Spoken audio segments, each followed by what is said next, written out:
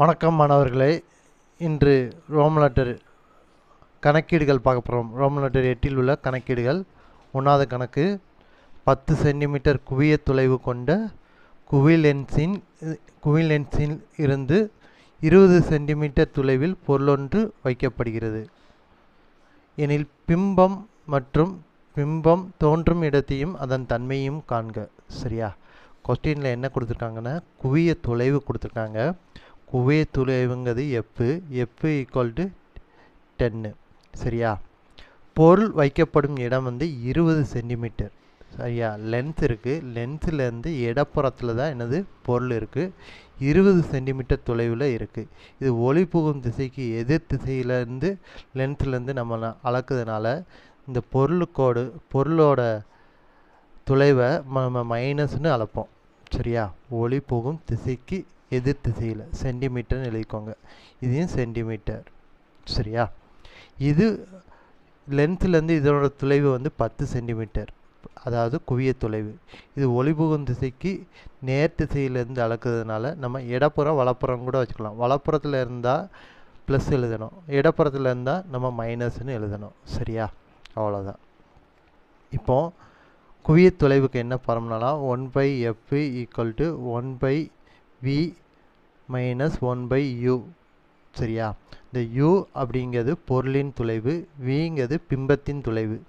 நமக்கு பிம்பத்தின் தொலைவு தான் தெரியணும். எஃப்ங்கிறது குவிய தொலைவு, லென்ஸின் குவிய தொலைவு. சரியா?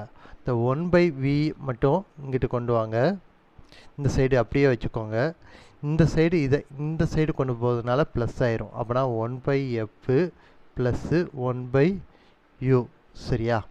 இப்போ எஃப்பும் யூவும் நமக்கு தெரியனால 1/v அப்படியே எழுதிட்டு 1/fங்கிறது என்னன்னு பார்த்தீங்கன்னா 10 சென்டிமீட்டர், 1/10 ப்ளஸ் போட்டுக்கோங்க. அடுத்து 1/u அப்படிங்கிறது மைனஸ் 20 சென்டிமீட்டர்.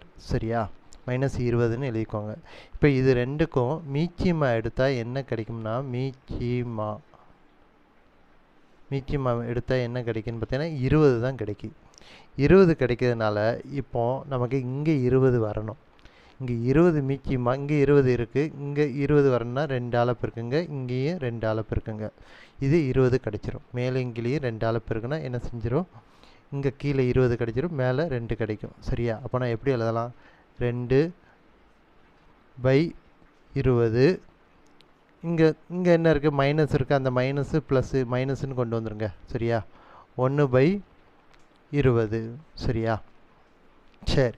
இப்போது அடிமானம் சமமாக இருந்தால் நம்ம என்ன செய்யணும், அதாவது பகுதி சமமாக இருந்தால் நம்ம தொகுதியை கூட்டலாம். அப்போனா 2 மைனஸ் 1ன்னு எழுதிக்கோங்க. இப்போ இதை கழிச்சேன்னா என்ன கிடைக்கும், 1/20ன்னு கிடைக்கும். சரியா? சரி.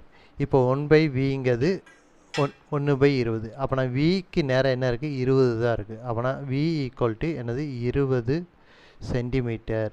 20 சென்டிமீட்டர். சரியா? சரி. அப்போது நம்ம உருப்பெருக்கம் இப்போ கண்டுபிடிக்கணும்.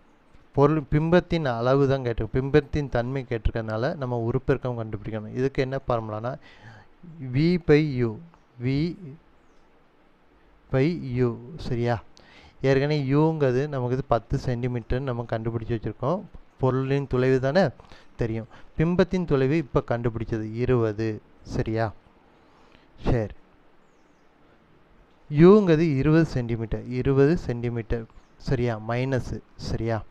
இந்த மைனஸு இங்கே ஒரு 20 20, இங்கேயும் ஒரு 20. அப்போனா என்ன கிடைக்கும்னா 1/1ன்னு கிடைக்கும். இங்கே மைனஸ் இருக்கிறதுனால இங்கே மேலே போட்டுக்கலாம். அப்போனா என்ன கிடைக்கும், நமக்கு -1 தான். -1, எம்மோட மதிப்பு -1ன்னு கிடைச்சா பொருள் தலையிலான பிம்பமாக தெரியுது. சரியா? பிம்பத்தின் தன்மை எப்படி இருக்குன்னு பார்த்தீங்கன்னா தலையிலான பிம்பம்.